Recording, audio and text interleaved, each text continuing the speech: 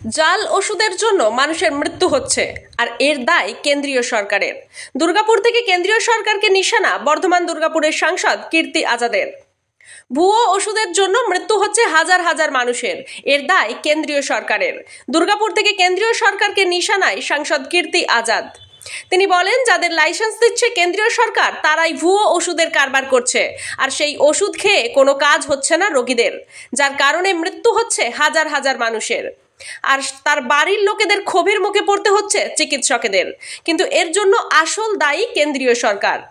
আমি এর জন্য লড়ছি, যত দূর যাওয়ার যাব। দুর্গাপুরের ইএসআই হাসপাতালের ক্রিটিক্যাল কেয়ার ইউনিট এবং সিআর মেশিনের উদ্বোধনের দিন বললেন রাজ্যের আইন বিচার বিভাগীয় এবং শ্রমমন্ত্রী মলয় ঘটক এবং বর্ধমান দুর্গাপুরের সাংসদ কীর্তি আজাদ। দুর্গাপুরে রয়েছে একাধিক ছোট বড় কলকারখানা, রয়েছে হাজার হাজার শ্রমিক। প্রতিনিয়ত দুর্ঘটনার কবলে পড়তে হয় এই শ্রমিকদের। এতদিন ইএসআই হাসপাতালে ছিল না কোনো ক্রিটিক্যাল কেয়ার ইউনিট, সেই জন্য দুর্ঘটনার কবলে পড়লে শ্রমিকদের রেফার করা হতো বেসরকারি হাসপাতালগুলিতে।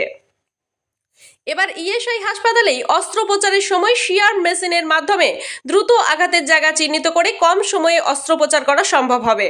20টি বেডের ক্রিটিক্যাল কেয়ার ইউনিটের উদ্বোধন করা হয় এদিন।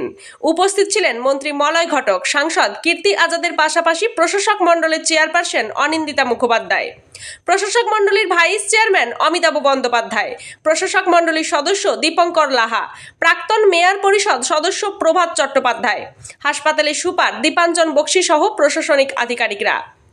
মন্ত্রী মলয় ঘটক বলেন, এই রাজ্যে যা মেডিকেল কলেজ হাসপাতাল এবং সুপার স্পেশালিটি হাসপাতাল বেড়েছে তা সারা দেশের অন্য কোনো রাজ্যে নেই।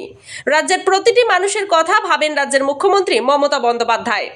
শ্রমিকদের চিকিৎসার জন্য নানান পদক্ষেপ গ্রহণ করেছেন তিনি। দেশের মধ্যে শ্রেষ্ঠ রাজ্য পশ্চিমবঙ্গ, সেই জন্যই প্রতি বছর ভারত সরকার 50 কোটি টাকা করে ইনসেন্টিভ দেয়।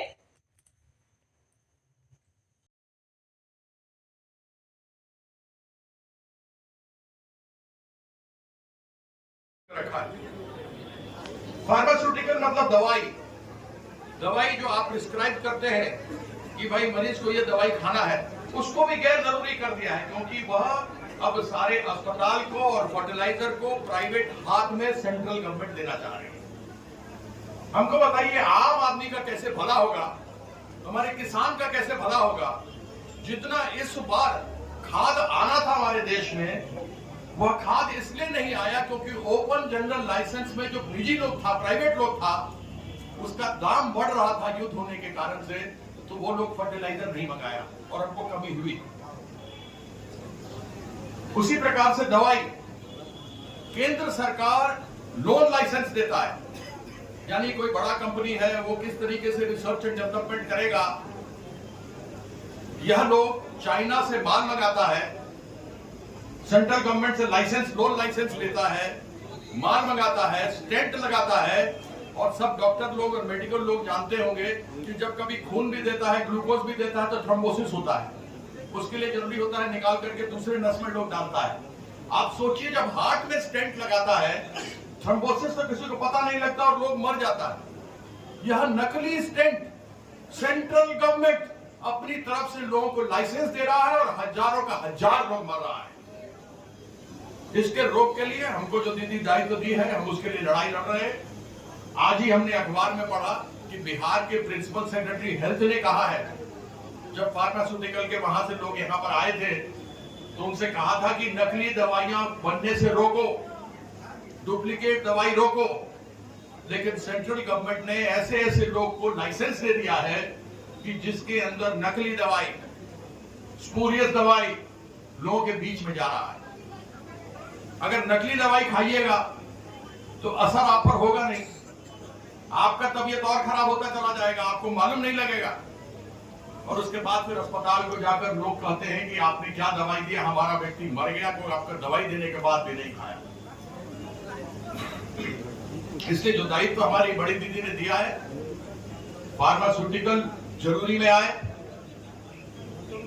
फर्टिलाइजर जरूरी में आए, आवश्यक में आए, इसको लेकर हम लड़ाई लड़ रहे हैं। हमने कमेटी के अंदर बात रखा है, वही कमेटी में आगे बात चलती रहेगी। अभी डॉक्टर उदयन चौधरी कहाँ है? हाँ, देखिए, इनसे बात हुआ, इनको बोला हम श्रीलंका के विरुद्ध एक मैच खेल रहा था ग्वालियर में, तो हमारा जो एरिया था कौन सा बनाए होते পরিকাঠামো হাসপাতালের এত সুন্দর উন্নয়ন বলবেন এটা না?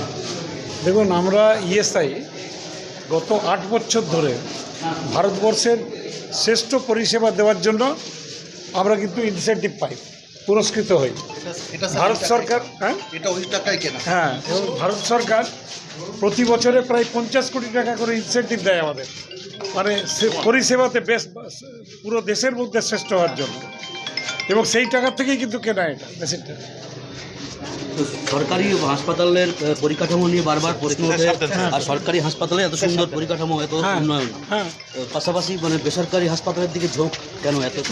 এত পরিকাঠামো দেখুন, আমার মনে হয় না এখন সেই ঝোঁকটা আছে। 2011 পরে মাননীয় মুখ্যমন্ত্রী, রাজ্যের মুখ্যমন্ত্রী এবং স্বাস্থ্যমন্ত্রী দুটো দায়িত্ব নেওয়ার পরে পশ্চিমবঙ্গে যত মেডিকেল কলেজ হয়েছে, যত সুপার স্পেশালিটি হসপিটাল হয়েছে, ভারতবর্ষের কোনো রাজ্যে হয়নি।